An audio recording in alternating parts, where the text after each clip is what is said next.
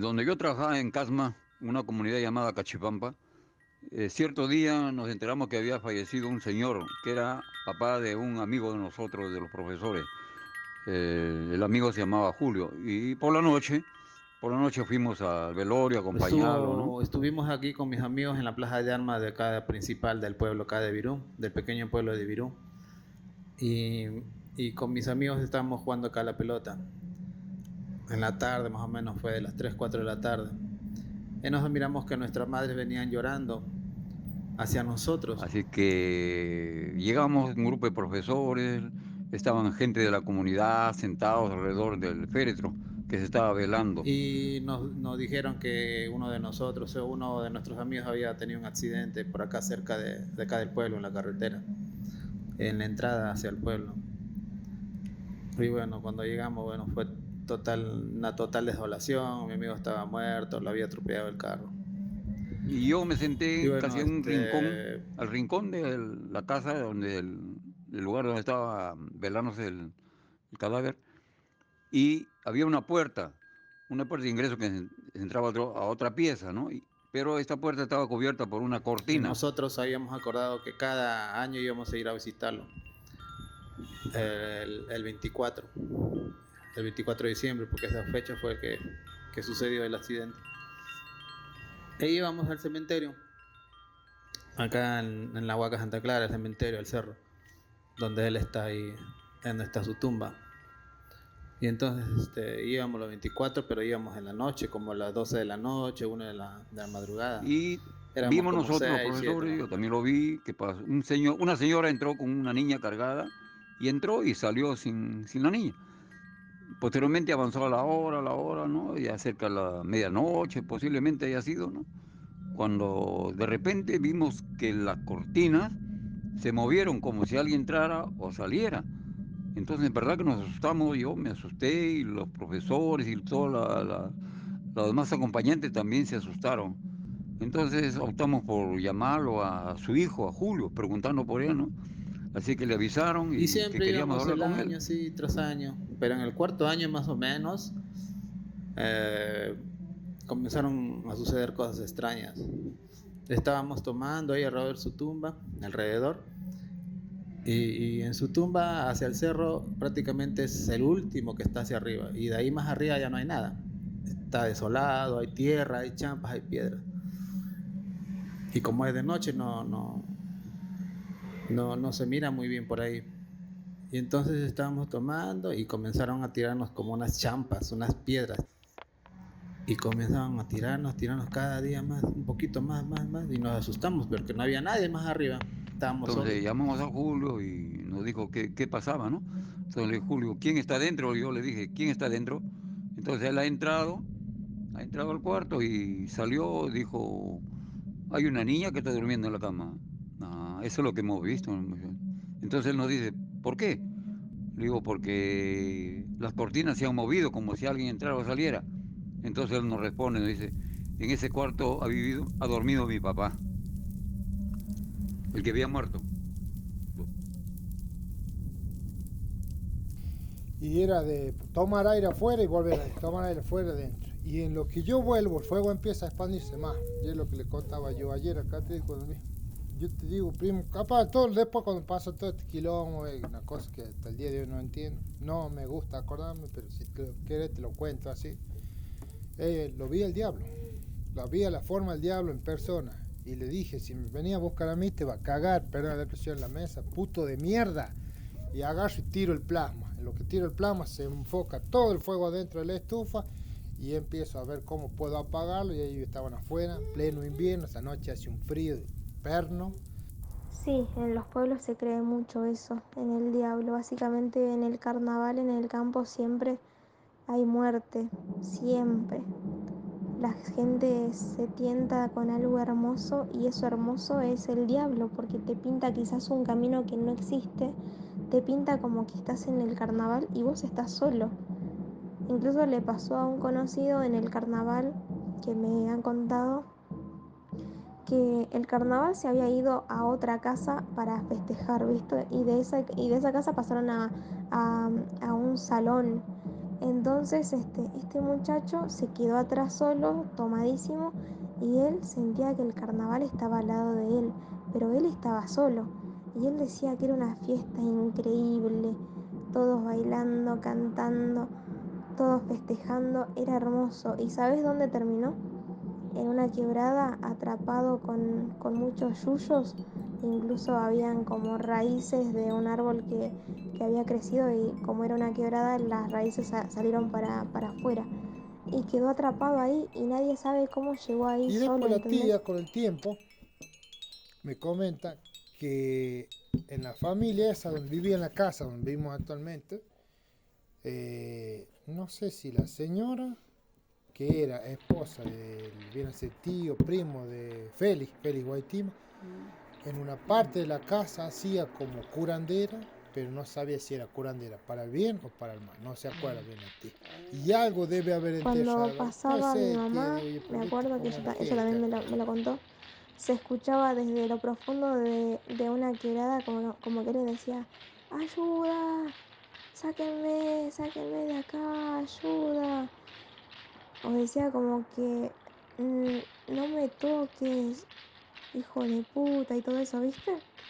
Y mi mamá con su pareja como que entraron hacia la quebrada y gritaron como, ¿quién es? O quién anda, qué hace ahí y todo. Y nada, y era una persona atrapada ahí, sola.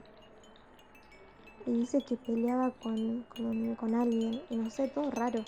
Entonces por eso dicen que el carnaval es del diablo. Y si ves algo hermoso, hermoso es porque te está tentando y te lleva ahí para que mueras. Y si morís, obtuvo tu objetivo. Obtuvo Y su objetivo. vino un consultante que éramos amigos. En un momento determinado se empezó a descomponer, se paró y se empezó a contorsionar. Lo que yo hice, agarrar una cruz que tenía en la pared, se la metí en el pecho. Pablo, vos lo Y la conocés, otra me sucedió con mi para que sepas hermano, de quién te estoy una hablando. noche, veníamos de la vuelta de la casa donde vivimos nosotros, charlando, y vemos una figura muy alta, caminando adelante nuestro. Me doy vuelta para decirle a Alejandro, mirá, Empezó a erutar, a erutar, a erutar y a vomitar espuma. Yo se lo cuento a su hermana lo lleva a un convento en La Plata de curas eso sanadores que va que adelante y hacen cuando, ¿qué exorcismos. tardamos? Segundos, estaba doblando una curva. Empezamos a caminar un poco más rápido, iba como que tampoco que caminaba, era como que flotaba y se iba. Y se mete por ese camino donde yo ya conté que pasó de bebé. Se mete por la granja y ahí lo perdimos, pero era como que Entonces él hasta entra nos saluda. y había como 15 curas en círculo alrededor de él. Se acercó un sacerdote viejo con una Biblia en la mano, empezó a hablar en latín, él se desmayó, no se acuerda de nada. Cuando se despertó, tenía 6 personas, él estaba tirado en el piso, que lo sostenían de los pies, de los brazos hasta de la cabeza. Y empezó a vomitar, a vomitar. ¿Qué vomitó? Sí, sí, Caca. fue una visión, pero muy nítida. Aparte lo vimos con Alejandro, es una cosa que, bueno, todavía lo recordamos. Eso es un par de cosas de las que pasan en Tinogasta. Cuestión que tengo un tío, bueno, tenía un tío que Agustín, que ya lamentablemente ya falleció. Vivimos una experiencia rara con este duende. Rara le A digo los porque caballos con cadena, el ruido de cadena, y cruzaban los caballos a todo galope por la galería. No había nada. nos dimos cuenta que le seguía a él. Bueno, nosotros tenemos ahí en nuestro patio un árbol grande, un espino tipo algarrobo grande. Bueno, y justo en el patio teníamos, también estaba el baño, que para irse al baño tenés que cruzar el árbol. Y ahí Toda no la teníamos noche, luz, era cuando todo oscuro. recién nos mudamos acá. Y acá, esta era la única habitación. Y acá nos ponía, mi mamá se ponía ahí, con un machete y una piedra. Y así los fue alejando, ¿viste? Diciendo, diciéndoles de todo. Claro, tenés que putearlos porque si no, porque para acá esas cosas es el demonio. Entonces ella empezaba con eso. Qué feo, ¿eh? Uno, claro, ya éramos grandes. ¿Cómo lo recuerda todo eso? Cuestión que Yo una no me acuerdo noche, si teníamos tipo miedo o ya no. 12 de la noche, una me acuerdo, ya tarde. Me acuerdo que él creo que se fue al baño, porque me acuerdo que entró corriendo, como diciendo que le estaba haciendo el duende. En ese entonces, nos levantamos todos, obviamente, todos los que estamos en casa. Me acuerdo que mi tío se iba, por ejemplo, a la cocina y escuchamos arriba al supuesto duende, porque mis abuelos decían que el duende chitaba, que sea. Bueno, y nos decían que, bueno, mi abuelo y mi abuela nos decían que para ahuyentar al duende tenía que ser Pero con estábamos ahí unos los olores tres. fuertes. Blanca era chiquita, tenía como 5 años. Y mi mamá es la única que estaba delante con un machete. Y mi papá atrás. No volvieron más. Mi mamá hizo bendecir la casa. Ni siquiera eran indios, no sé. Cuando tenía 13 años falleció mi tío Choba. Cuando él estaba vivo, siempre se encargaba de arrastrar las jabas que estaban desde el corral hasta la cocina, que más o menos eran unos 5 metros, porque mi familia se encargaba en la venta Como de estaba pollo. teniendo problemas en su casa, había decidido ir a vivir con su tía una temporada. Esta señora tenía 2 hijos y se llevaban bien con mi mamá, así que nada, no había problema. Entonces, ya al pasar un tiempo en su casa, la señora enfermó, así que terminó en el hospital, internada. Y una noche cuando y mi mamá con mi papá estaban en su casa, empezaron a escuchar ruidos en la casa, en la cocina, como si estuvieran cocinando y moviendo las sillas.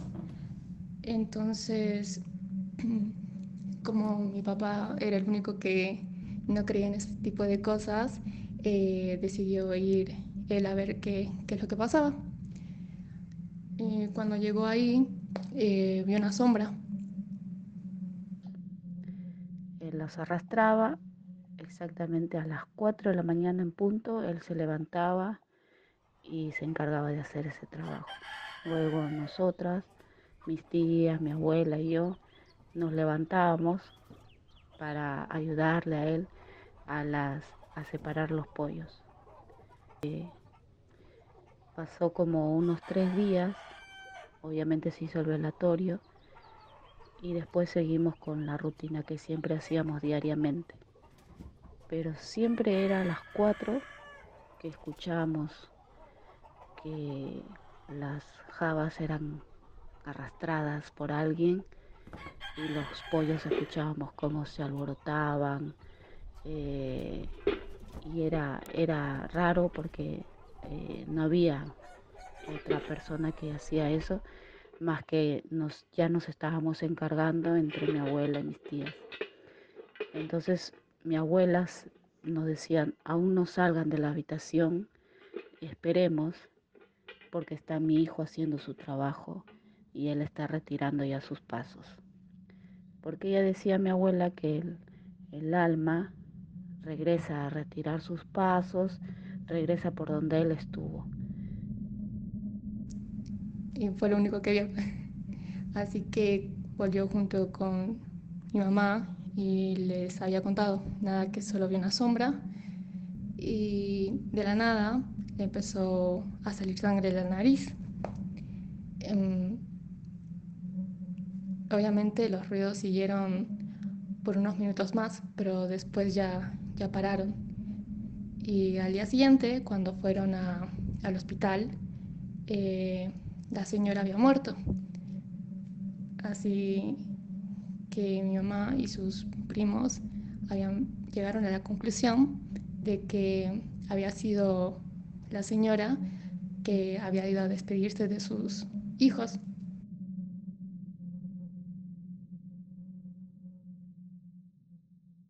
Y estuve en terapia intensiva, viví cosas de principio muy feas, muy desagradables. Veía como telas inmensas porque pedía el manto de la Virgen y veía telas inmensas que se me venían encima en color bordó, color oscuro, que al llegar arriba encima mío se transformaban en monstruos. Tenía mucho miedo, le pedí a mi hijo que no me dejara cerrar los ojos. Él me contestaba que estaba todo bien, mamá, ya va a pasar, ya va a pasar. Eso todo en terapia. Pasó esos miedos horribles, sentí un cansancio muy grande, una pesadez enorme en mi cuerpo, y ahí pasó todo y empecé a caminar. Con un lugar más vale en penumbra, no sentía miedo, me sentía muy cansada con algo muy pesado en mi espalda. Y caminé, lo primero que vi era un lugar dorado, completamente dorado, que parecía de oro todo lo que brillaba. Y el que estaba sentado ahí era el diablo, el diablo. Todo amarillo, todo como un enterizo amarillo de cabeza a pie. No tenía manos, tenía manoplas, todo amarillo. Cruzó las piernas, agarró una cola, se la puso por encima de las piernas y me miró con mucha bronca por la forma en que gesticuló. Sus cejas eran muy negras, muy enojado se lo veía. Y yo pensaba en ese momento, esta es la casa del diablo, vive en una casa de oro. Continué caminando y ahí, pero siempre así en penumbra. De repente veo a mi hija jugando. Mi hija era una nenita de 3 años, con un vestido que en una oportunidad se lo había hecho yo, y jugaba en el pasto, estaba tirada en el pasto. Se daba vuelta con algo entre sus brazos y después cuando giró, tenía el perrito de peluche que ella acostumbraba a jugar. No sé si sentía angustia, el tema de que me sentí feliz verla, no le vi totalmente la cara, giró, le vi la mitad de la carita, pero riéndose y su cabello rubio, feliz, contenta estaba. Seguí caminando. De pronto veo unas flores muy especiales, con un tallo largo, finito, y arriba estaban las flores, todas de colores, pero entre esas flores de color había unas amarillas, que yo recuerdo haberlas tocado porque parecían de plástico. No, eran flores. Abajo se sentía el murmullo de los chiquitos cuando juegan. Me agaché, miré, y había un nene gordo, divino, que se agarró la patilla y giraban en medio de todas esas flores. No se rompían los tallos tan finitos, no se rompían y jugaban. Bueno, pensé en ese momento, capaz que era el hijo que perdí. De pronto todas esas flores amarillas levantaron como vuelo de mariposas, todas se iluminaban, todas. Y después volvieron todas al mismo lugar. Y todos son nenes. Seguí caminando, siempre muy cansada, muy cargada. Y ahí vi algo que pensé, esto debe ser el purgatorio. Era algo muy grande, un lugar muy grande. Y muchos, todos chicos, todos parejitos. No hay gente grande, son todos chicos. Todos atados la cabecita. Era la tela como una mezcla de ceniza con hollín, pero todos oscuros, era todo negro la ropita que tenían, todos como una túnica. Y giraban, todos iguales, giraban, iban, venían. Como el padre Humberto dijo de que había que rezar mucho por las almitas del purgatorio, porque son muchos los que están sufriendo. Entonces pensé, este es el purgatorio, por la cantidad de chicos. Seguí caminando en penumbra, de pronto me paro y se me cayó. Me cayó ese peso inmenso que tenía encima y se hizo toda una luz. Estaba en otro lugar completamente distinto. No puedo explicar porque era una cosa muy maravillosa, una sensación, una paz, una alegría. Y yo ya era una chica, tendría 12, 13 años, muy jovencita, mi pelo largo y una felicidad encima terrible. Y estaba con una túnica blanca. Me sentía tan feliz, esa felicidad que nunca jamás la tuve. Y lo viví y empecé a mirar el horizonte como lo acostumbro a hacer acá. Todas nubes rojas, el pasto tan verde, una cosa muy bonita. Y me veía con esa túnica blanca y empecé a caminar, estaba descalza, caminaba por un pasto verde. Al lado del pasto había como una canaleta y corría agua, pero una inmensidad.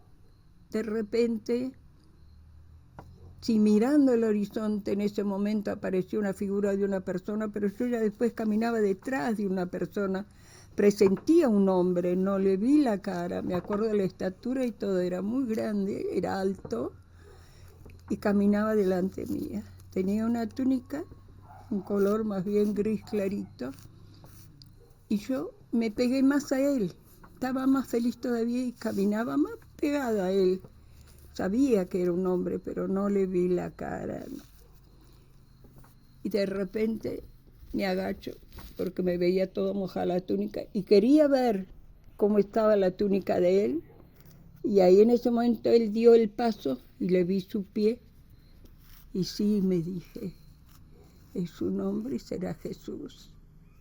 Y seguí caminando y de repente mi nombre escrito en el firmamento al lado de todas esas nubes rojas, mi nombre, Blan-K,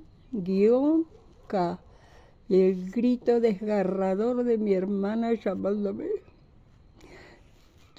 Yo soy un llanto, dolor, una cosa inmensa. Ahí me desperté. Me cayeron todas esas letras encima mío y desperté. Y vi las luces y estaba en terapia.